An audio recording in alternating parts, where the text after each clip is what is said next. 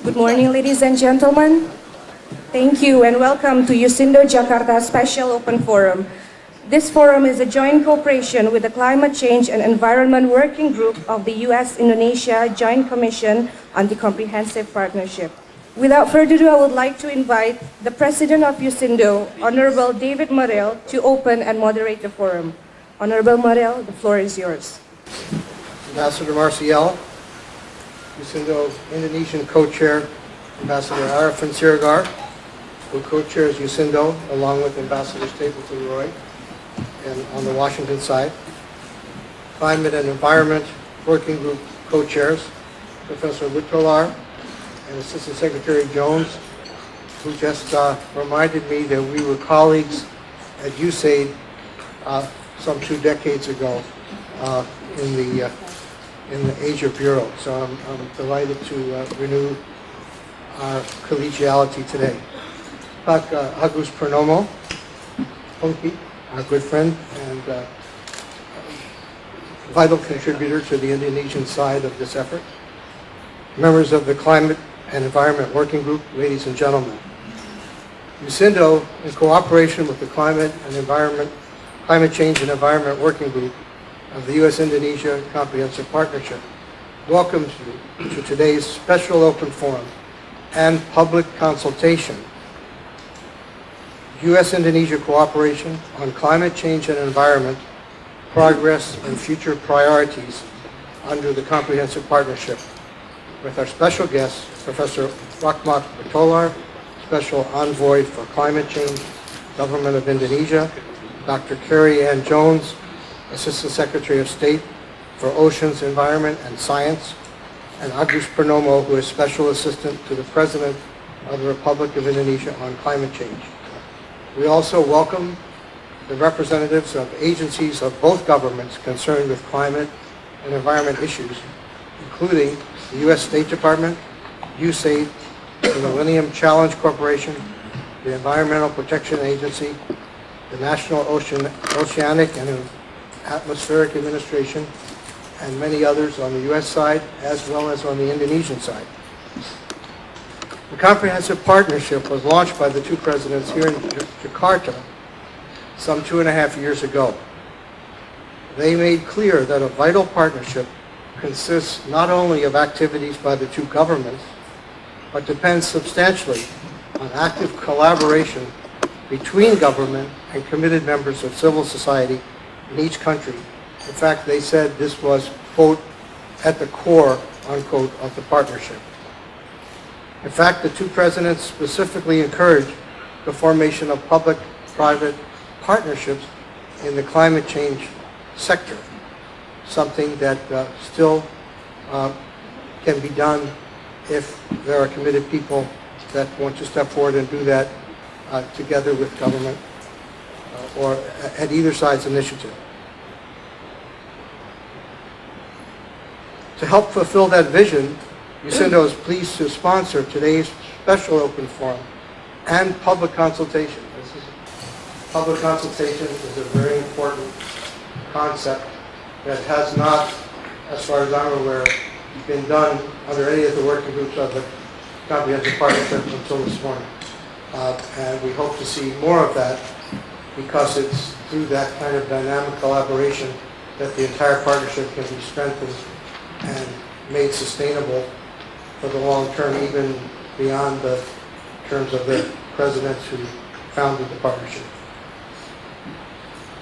This session precedes the 4th annual meeting of the Climate and Environment Working Group, which takes place this afternoon. So it's a perfect time to give input either for that session or for future sessions. This special session will brief us on what progress has been made in the first 3 years. We'll have a special and a substantial opportunity for questions and answers, and we'll gather public input on what might be done going forward, either by the governments or through public-private cooperation. I now invite the Honorable Scott Marcial, my good friend and our extremely able ambassador in Jakarta, to give us welcoming remarks. Wow, great crowd. Thanks to everybody for coming.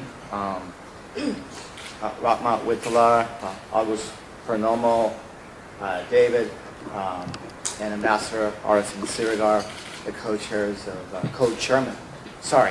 President of USINDO US and co-chair from the Indonesia side of USINDO. Thanks, and of course it's great to have my good friend, Assistant Secretary Kerri-Ann Jones back, delegations from both the U.S. and Indonesia delegations of the Climate and Environment Working Group, and friends and colleagues.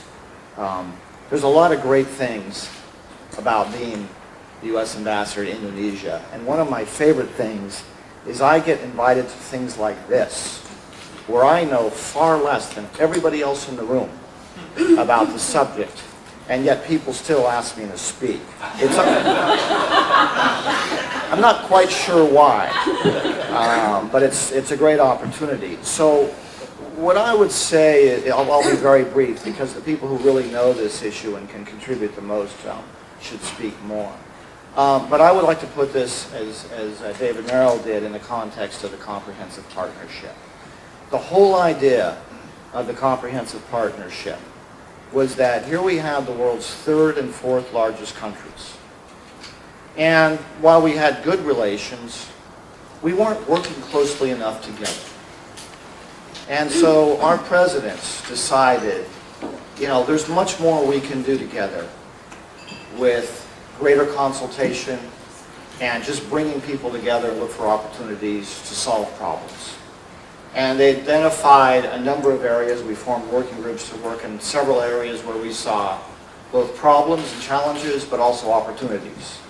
And the whole mission, from our embassy's point of view, my role, mostly is trying to get people together, Indonesians and Americans together. Because we find when we bring people together from our two countries, all we need to do is get them in the same room talking, and immediately they'll find ways to work together. And one of the key areas that we've chosen to work together on is environment and climate change, where we're working together both bilaterally to help each other meet our own environment and climate change goals, but also very much in an international setting as we consult regularly about how to move the international process forward. So to me, this is a great example of what we mean by a 21st century partnership. It's two big countries with a lot to offer, making the effort to get to know each other and to have conversations about how we can solve problems.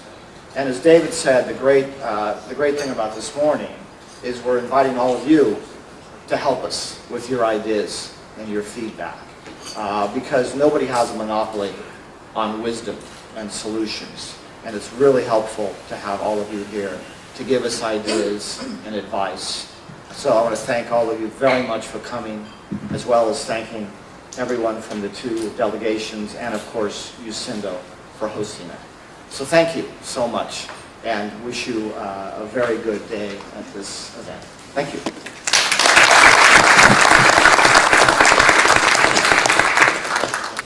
Assalamualaikum warahmatullahi wabarakatuh. First of all, I'd like to extend my appreciation to our hosts from USINDO, Ambassador Merrill and Pak Arifin. I'd like to put in a note for Pak Arifin because we have been together for such a long time. And I'm very happy to see him in front of me. Pak Arifin had a very distinguished and illustrious career as a governor of Bank Indonesia, as a minister of trade, and we both share at one moment the same job as ambassadors. Pak Arifin was stationed in the US, and I'm on the opposite side. I was stationed in Moscow. So, since we have a good bond, so we have kind of integrated both Russia and US as of today. I hope it stays that way. Ladies and gentlemen, in particular, Ms. Kerri-Ann Jones, my good friend and partner, and selamat pagi pada semuanya, to all of us, and especially to those who have traveled half the world. I hope that you have had good travel and feel at home in Jakarta. I am entering a very sensitive subject, which, just like the MSL says, I have just general knowledge of what's going on. Pak Pungki will explain more on this. But since this is the PCM, I'd like to put in a few words on the climate change. It is widely accepted that climate change is man-made, or what the scientists call anthropogenic. Due to our efforts in meeting the increasing needs and to ensure better opportunities for our citizens, increasingly unsustainable consumption and development patterns is created. Since climate change is caused by humans, then it must be us to rely upon to come up with solutions in solving the problems that affect everybody, from the richest to the poorest. Indonesia is uniquely placed as one of the most vulnerable nations to climate change and global warming, as well as one of the largest growing economies. But we run the risk of being a large emitter of the greenhouse gases. We are globally recognized as being a leader in climate change. We have established climate-friendly development policies, such as the Presidential Decree 61, the National Action Plan for the Greenhouse Gas Emissions across 5 sectors of our economy. Our President, Susilo Bambang Yudhoyono, decreed that we should aim for a 41% reduction in greenhouse gases by the year 2020. This is as usual. Ladies and gentlemen, cooperation and partnerships are keys that are very important in the fight against climate change. We are to blame for the roots of climate change as a collective entity. And therefore, together, we must acknowledge the important roles everybody plays in solving these problems. The United States, Indonesia Cooperation on Climate Change and Energy Working Group, the GCM, as it was mentioned, is an excellent opportunity in which Indonesia can increase mitigation efforts in our country with the generous help of our good friends, the United States. It draws experts, individuals, and ministries from different industries in both our countries and taps into the best ones with the greatest potential to make an impact. It is important that this partnership also focuses on the importance of democratic civil society processes. This is the context in which I am speaking to you today. Ladies and gentlemen, we are confronted with major obstacles in the face of climate change, but we are also given many opportunities. Because climate change is a cross-cutting, cross-sectoral topic, we are given the opportunity to showcase all the various efforts and draw valuable lessons from the experience. We have to solve it locally specific, yet nationally and internationally applicable manner. Climate change, as a problem, requires solutions from all levels of society and all levels of governance. We have a multitude of projects and programs in place that involve many different line ministries. However, we do acknowledge that we are not the only ones that are embarking on these important projects and programs. It is not solely the government's initiative, it is also the civil society engagement that provides a socializing base for any and all public policies being implemented from the highest echelons of government. It is important that the government and civil society engage more frequently in constructive dialogue that highlights all that we have in common. We all want what is best for our country and our citizens. One way is the democratic function in sharing and trading knowledge with our equally knowledgeable and equally dedicated members of our civil society organizations. That is why it is most important for such dialogues to be programmed regularly, in order that we understand what the CSOs are doing and why, and they understand that we appreciate their contributions as well as share what all levels of government are doing. Let us not pass this opportunity to rejoice in the best of our diversity and appreciate the important role of civil society organizations to solve one of the biggest crises of our times. It is important that we create a common front to fight against the effects of climate change. Donor money, or money in general, does not help our citizens if the citizens do not help us, and vice versa. We all have the right and the obligation to share in the climate change solutions, as we are all share in causing it. Ladies and gentlemen, in closing, I hope that today will be a forthright, productive conversation between all sides, that all parties will benefit from participating in our discussion. Thank you for your time.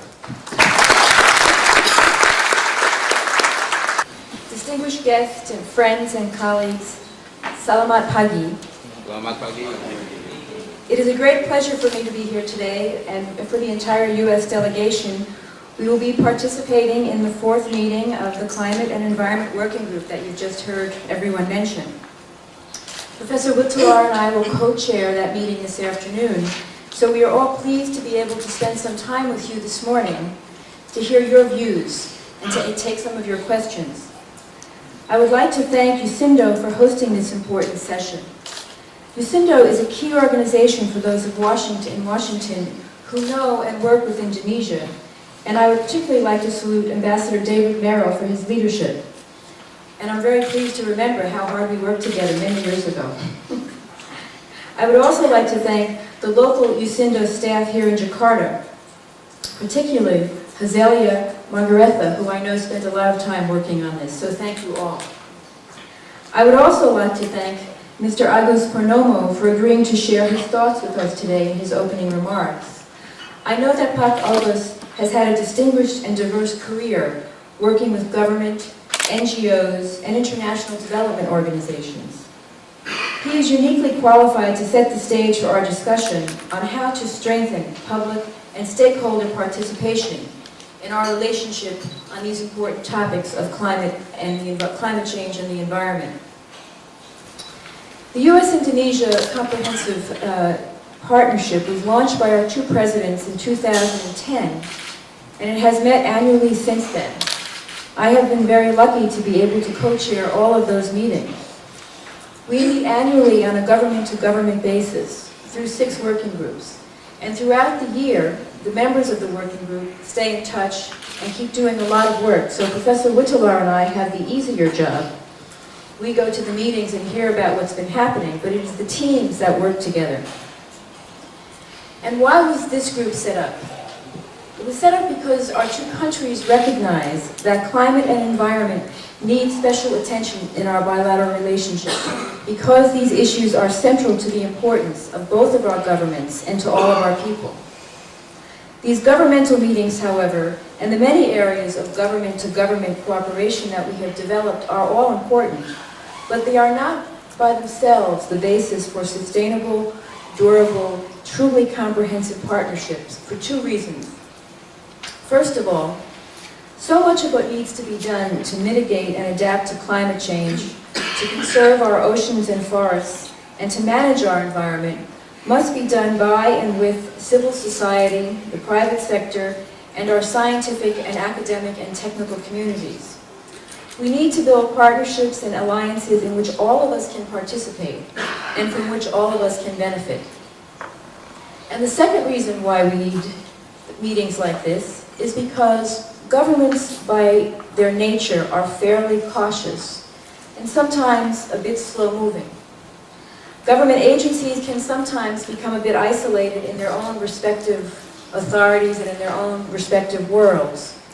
We need all of you to provide us, the governments, with new and challenging ideas, with ideas for new way of doing things, and for suggestions that we may have missed, or ideas that may not have come from what we're thinking about, because this is about a partnership not between just the 2 countries, but between all of our citizens and the groups that will contribute to the solutions that we so much need.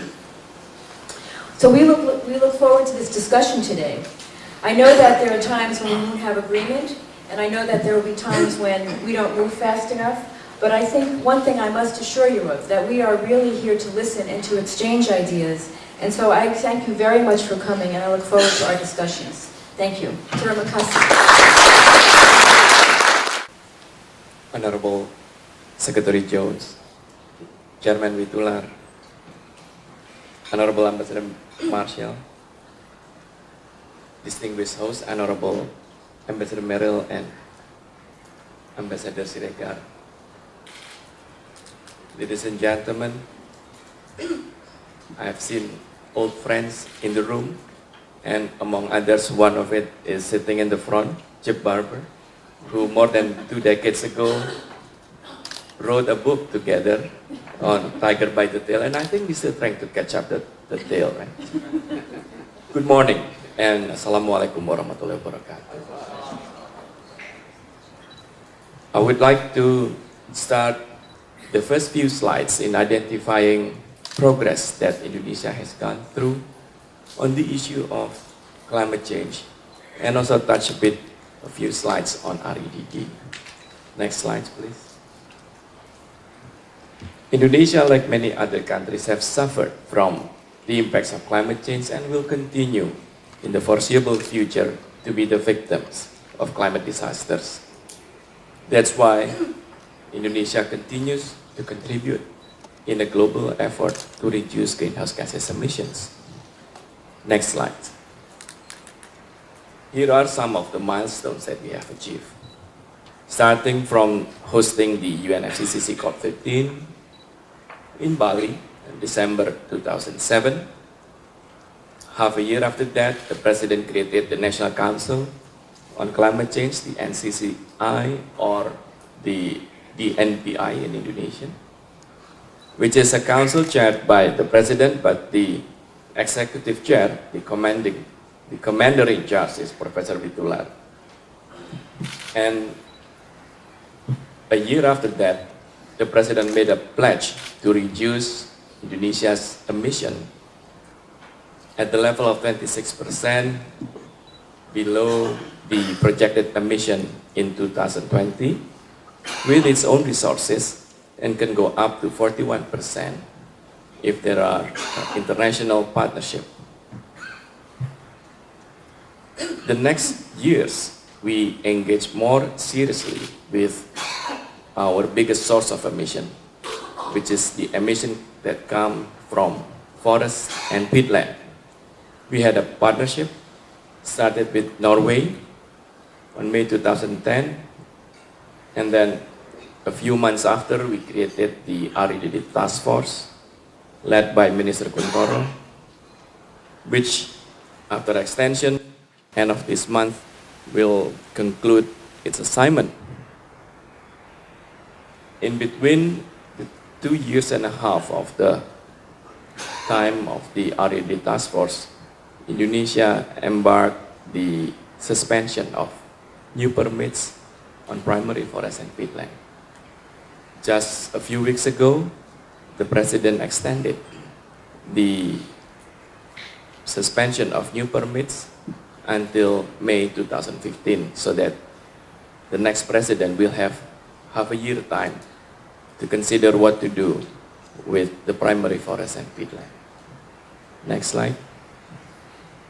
What we are trying to achieve in overall in the last 5 years is a combination of effort to both creating jobs, continuing developing our economy, addressing poverty, and as well maintaining the quality of our environment. The 4 tracks of strategy of the President is actually an effort to combine on climate change context the issue of adaptation, mitigation, and economic development. Next slide. Indonesia has approximately 132, or used to have 132 million hectares of forest. Not that much anymore. But we still have forest lands substantially controlled in many ways by our Minister of Forestry, and therefore we can play a significant role in stabilizing climate by just managing our forests and peatland in a sustainable manner. Next slide, please. Here are 5 top mitigation measures that we have identified a few years ago that can contribute significant emission reductions from reducing deforestation through the use of degraded land for agriculture activities, increase agricultural productivity, carbon credit trading for forest conservation. I have seen some of the players on carbon market in the room. And also we do zero burning, banning fire as method for land preparation, establish fire brigades. I know that in the last few days we are experiencing another fire in parts of Sumatra, and that's the annual challenge that Ministry of Forestry, Ministry of Environment, and the provincial and local governments will have to immediately tackle it. We also try to do the stabilizations or the reductions of peat decomposition, and the moratorium policy, the suspensions of new permits on primary forest and peatland is actually addressing that. And finally, we are doing planting trees. The President in the last 3 years have embarked on 1 billion trees of planting, 1 billion tree plantings, and hopefully in 2 decades, you will see a different Indonesia because we will have a much greener and less critical areas of Indonesia. Next slide. The EDD partnership with Norway consists of 3 stages, 3 preparedness activity, which almost finished, the pilot activities that just started a year ago with Central Kalimantan and will be expanded to another province. And soon, as soon as next year, we will start exercising the payment upon performance scheme. There are some crucial elements on EDD scheme that need to be in place. One, we need to determine the national emission baseline, the MRV framework and national registry, financial instrument, which is very critical, that we can demonstrate an instrument that transparent, accountable, and allow quick disbursement, not a waiting period or processing period of a year or 2 years before the money can be handing out to the local communities. And of course, of the interest of many here in the room, the adoption of proper safeguards. Next slide. On the forest and peatland moratorium policy, the extensions until May 2015 is actually protecting an amount of about 60 million hectares of primary forest and peatland. That is an amount of almost 3 times the size of the United Kingdom. This policy is contributing directly to the reductions of greenhouse gases emission. And if we continue being able to effectively manage and protect the 60 million hectares of primary peatland, primary forest and peatland, then we are preventing 0.5 gigaton of CO2 emissions to be released to the atmosphere. It's about 16.5% of our target to reduce emission by 2020. Next slide. What do we need to continue with EDD development? I've listed only 3 items. One is the strengthening of about to be created EDD agency. The presidential regulations to create EDD agency is already at the very final stage. Only 3 items left to be agreed among related ministries. Hopefully it can be over in a couple of weeks before the EDD task force ended its assignment term. What we need is immediately strengthen the EDD agency with proper recruitment and with operationalizations, which will be a challenge being a very new agency. Second, we need to develop and test the MRV methodology in a real case of EDD project. We also need to develop and test the financial instrument, effective disbursement of payments to local communities, indigenous communities, local companies. Upon verification of performance is the task. Next slide. This is a statement made by the President of Indonesia, President SBY, about September 2011, when he made another commitment pledge, a commitment or statement, that he will continue his work and dedicate the last 3 years of his term as president to deliver enduring results, and that results should be sustained and enhance the environment forests of Indonesia.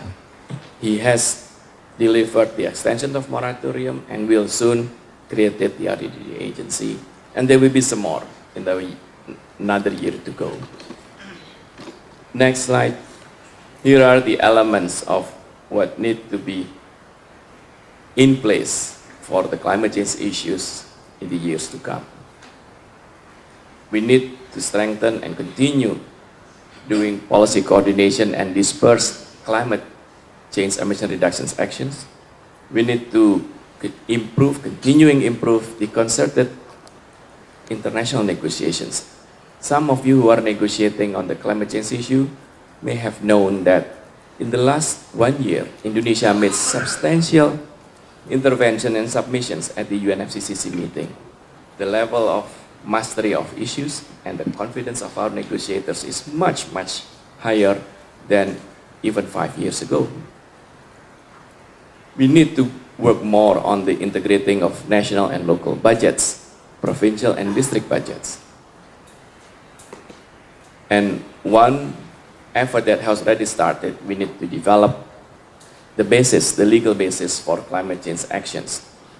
The meetings organized by the Ministry of Law and Human Rights on preparations of climate change law has started a few months ago, and it will continue. And I think the deliberations of the new draft of the climate change law will happen before the new parliament members after 2014 election. We need to improve technical and managerial competence, the involvement of university, the professors, the researchers, and those who manage actions on the ground. And last but not the least is real implementations of emission reductions, economic development, poverty alleviations by local people on the ground. So next slides. There are concerns over the coming elections. Well, just like in any other democracies, presidential and parliamentary elections creates uncertainties. And many of you from the US came yesterday. You witnessed last night another level of interesting dynamics of Indonesian politics with the approval of reductions of our gasoline subsidy. And this just another higher level of politics in Indonesia that will continue to be increased for about a year or more to come. What will be the outcome of that? God knows. We don't even know right now who will be our presidential candidates. We can guess, we read the newspaper, but will they be really running? We don't know, we'll see. So what we can do at this stage, today's stage, is preparing a smooth handover of climate change, policy coordination, and also continuing to mobilize support for the implementation. I believe that despite the changes of the presidency and of course many of the parliament members, the climate change agenda will prevail because several reasons. There are the president instructions for emission reductions, RAN-GRK, and they will be run at the provincial levels.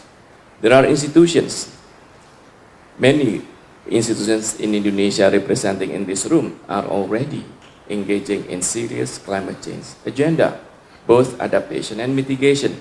They will continue. Whoever be the president, Ministry of Agriculture will continue doing their work. Ministry of Forestry will continue. There is also a very free and often critical media. The media will give a very effective control to the next government. And last but not least, many of you representing the civil society will continue to be the watchdog and to remind the next government that we cannot abandon the climate change agenda. So there will be continuing and consistent implementation. 5 years ago, when the National Council on Climate Change was created, the issue of climate change was an alien. No one wanted to admit that Indonesia is the source of emission. We were the bad guys for 6 months in Jakarta by releasing a report that Indonesia did have a big emission of greenhouse gases. But a year after that, the agencies start to internalize it and they commit to reduce it. So if the climate change council is like a spaceship, quoting the USS Enterprise, the NCC-17, we have the Captain James Witoelar here, who will probably retire to be the Admiral Witoelar and will have a new captain on the ship, so that, don't worry, we'll be here tomorrow and the day after. Next slide, please. Thank you.